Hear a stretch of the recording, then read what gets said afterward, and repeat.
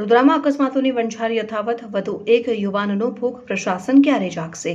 વડોદરા શહેરમાં માર્ગ અકસ્માતોની ઘટનાઓ સતત વધી રહી છે. મકરપુરા એસટી બસ ડેપો સામે એસટી બસની ટક્કરથી 3 યુવકો ગંભીર અકસ્માતનો ભોગ બન્યા હતા, જેમાં હેમંત કમલેશભાઈ વસાવાનું ઘટના સ્થળે જ કરુણ મોત નીપજ્યું હતું, જ્યારે મિલન વિજયભાઈ તડવી અને અનિકેત સુરેશભાઈ પરમાર ગંભીર રીતે ઇજાગ્રસ્ત થયા હતા. ત્રણેય યુવકો જાંબુઆ ગામ સામે આવેલા વુડાના મકાનના રહેવાસી હોવાનું જાણવા મળ્યું છે.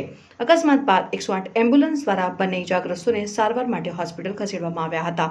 ઘટનાની જાણ થતાં જ 112 પોલીસની ટીમ તેમજ પાંજલપુર પોલીસ સ્ટેશનની ટીમ સ્થળ ઉપર પહોંચી હતી. પોલીસે મૃતક હેમંત વસાવાના મૃતદેહને પોસ્ટમોર્ટમ અર્થે મોકલી આપ્યા. આગળની કાયદેસરની કાર્યવાહી અને અકસ્માત અંગેની તપાસ શરૂ કરી છે.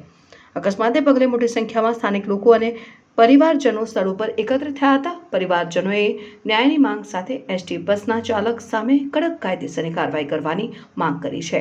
આ ઘટનાએ ફરી એકવાર શહેરમાં માર્ગ સલામતી અંગે ગંભીર પ્રશ્નો ઊભા કર્યા છે. સતત વધી રહેલા અકસ્માતો વચ્ચે લોકો પ્રશાસન પાસે અસરકારક અને કડક પગલાં ભરવાની માંગ કરી રહ્યા છે.